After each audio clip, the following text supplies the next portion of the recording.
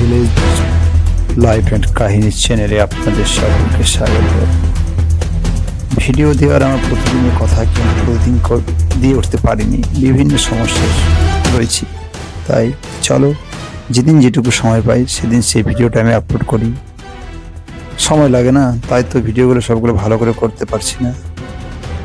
আজকের কাহিনী ভালোবাসার নিয়ে একটা কাহিনী। অনেকেরই রং নাম্বার থেকে ফোন আসে, সেই রকম একটা কাহিনী। আজকে কাহিনীর নাম ভুল নম্বরে ভালোবাসা। একটা ভুল ফোন কল, একটা অচেনা কণ্ঠ, আর সেখান থেকে শুরু একটা অসম্ভব ভালোবাসা।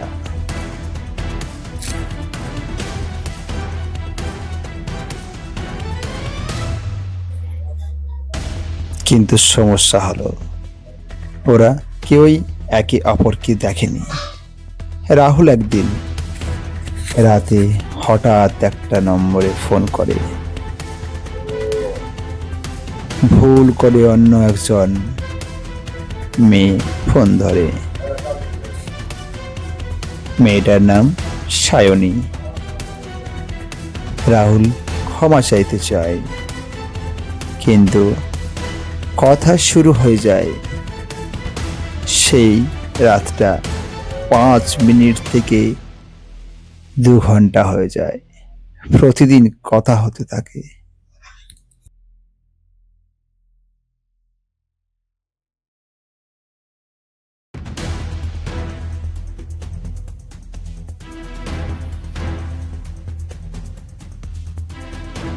ওরা একে অপরকে কখনো দেখেনি, কিন্তু সব কিছু শেয়ার করত।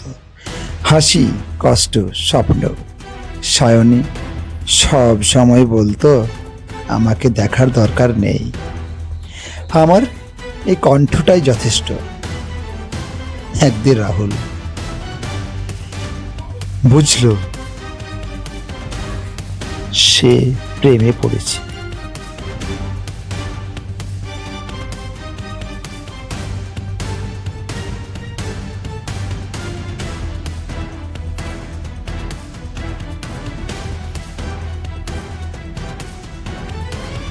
সে বলল, আমি তোমাকে দেখতে চাই।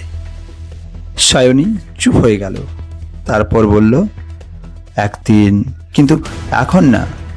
সায়নী সব সময় ভিডিও কল এড়িয়ে যেত, কোনো ছবি পাঠাতো না।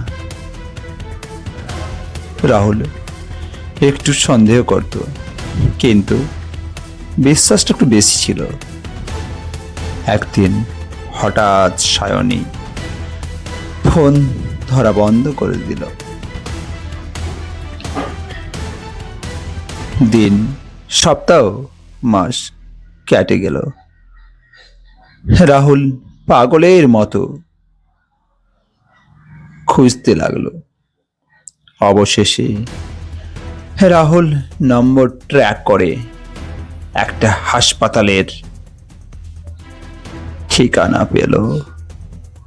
এরপরে কিন্তু গল্পের কাহিনীটা একটু অন্যদিকে মোড় নেবে। সত্যি দুঃখের, সে সেখানে গেল। হাসপাতালে গিয়ে সে জানতে পারল সায়নী একজন ক্যান্সার পেশেন্ট ছিল, শেষ স্টেজ। ডাক্তার বললেন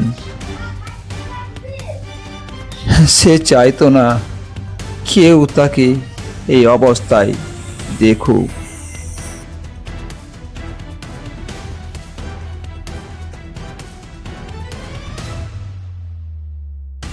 রাহুলের বুক ভেঙে গেল। হাসপাতালের নার্স একটা চিঠি দিল, সায়নীর শেষ লেখা। রাহুল,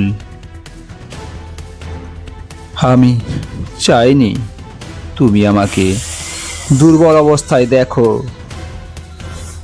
তুমি আমাকে যেভাবে কল্পনা করেছো সেভাবেই মনে রেখো। আমি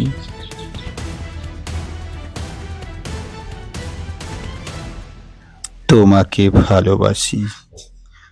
রাহুল আজও সেই নম্বরটায় ফোন করে, কারণ কিছু ভালোবাসা দেখা ছাড়াই সত্যি হয়। ভালোবাসা শুধু চোখে দেখা না, অনুভূতিতেই সবচেয়ে বেশি সত্যি।